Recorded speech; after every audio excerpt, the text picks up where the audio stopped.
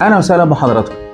اتكلمنا مع بعض قبل كده عن صعوبات التعلم النمائيه وازاي نعرفها وايه هي اعراضها وامتى بتبدا، تمام، علشان نبقى عارفين مدى تاثيرها على صعوبات التعلم اللي ممكن نواجهها بعد كده مع اولادنا.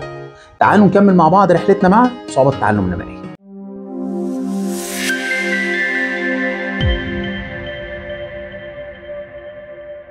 اول حاجه، ازاي نقدر نشخص صعوبات التعلم النمائيه؟ التشخيص لازم يتم بالاعتماد على تقييم متعدد التخصصات، وده بيتم من خلال اخصائي نفسي تربوي واخصائي صعوبات تعلم وطبيب نفسي اطفال. وبنبدا نشتغل على تجميع الملاحظات السلوكيه المنظمه حول الطفل او الطالب، ونعمل مقابلات اسريه مع اولياء الامور، ونطبق الاختبارات والمقاييس المعياريه المعتمده زي اختبارات الوظائف المعرفيه، مقاييس الانتباه والذاكره، مقاييس الادراك وتكوين المفهوم، واختبارات الذكاء. ومهم هنا اننا ناخد بالنا كويس جدا ان التشخيص المبكر هو الاساس للبدء في تدخل فعال قبل ما تكبر الصعوبات وتبدا تظهر مشاكل اكبر من كده. طب ايه هي التدخلات العلاجيه لصعوبات التعلم النمائيه؟ مفيش دواء سحري، لكن في خطه علاجيه شامله. ودي بتتكون من ايه؟ واحد، لازم يكون في خطه تعليميه فرديه حسب نوع الصعوبه، ودي بتطبق في المنزل وفي الحضانه وفي المدرسه وفي المركز ايا ما كان الطفل موجود.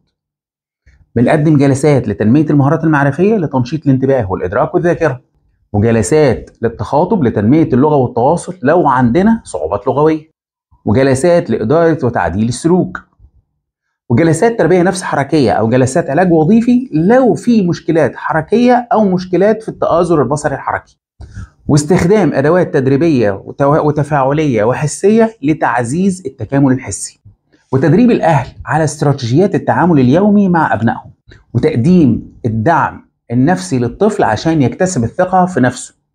وهنا لازم نفكر نفسنا كويس جدا باستراتيجيات التعزيز، ودي هنبقى نفرد لها لقاء تاني بعد كده.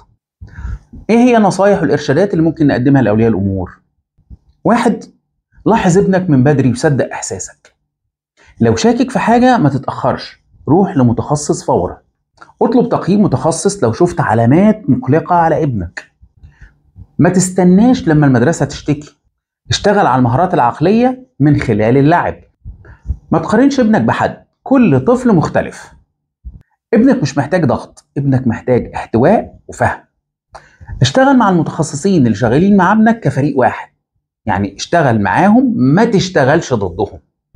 خليك شريك في الجلسات واطلب خطة واضحة من الأخصائيين. النجاح الحقيقي مش في الدرجات، النجاح في تحقيق تقدم ملموس حتى لو كان بسيط. اشتغل على المهارات النمائية قبل ما تشتكي من ضعف التحصيل.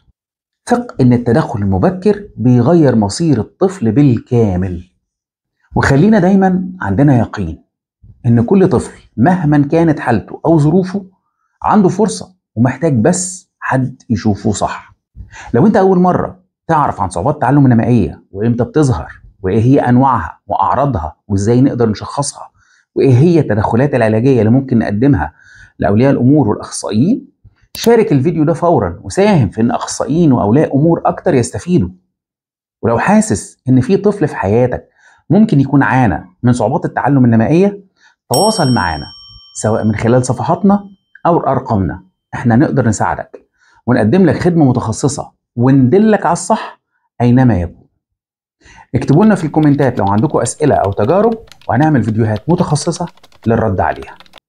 سعيد اني كنت مع حضراتكم النهارده، واشوفكم دايما على خير. تقبلوا خالص تحياتي، دكتور محمد الحناوي.